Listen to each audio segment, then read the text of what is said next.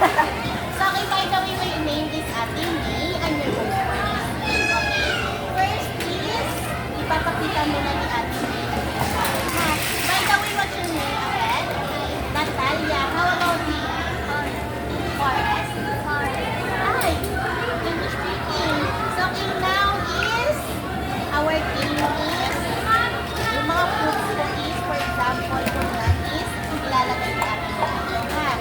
Then, huhulaan mo po, okay? Magka-count ako ng 10 seconds kung sino yung mauna mag-play dito, okay? For example, is ilalagay yung carrots dito. Yan, okay? Kung sino yung mauna mag-play dito. Ako ha? Then, stop. Okay, ready? Are you ready?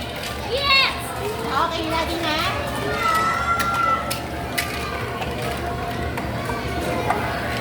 Okay, ready? In 3, 2, 1, go! In 10, 9, 8, 7, 6. Okay, our winner sa round 1 is si Ate Natalia. Okay, clap your hands. Okay, round 2. Ano lang tanongin? Okay, round 2. Okay, ready? Ate Natalia, are you ready?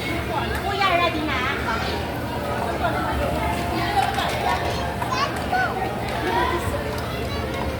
Ready in 3. Hands up. 2 hands.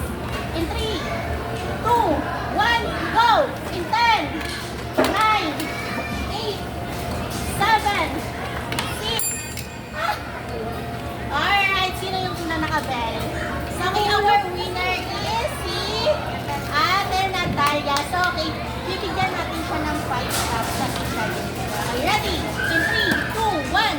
1, 2, 3, 4, 5. Congratulations. And of course, bibigyan din natin siya ng 3 claps sa okay, ready? 3, 2, 1. 1, 2, 3. Very good. So, okay, high five to each other. Okay, good job, kids.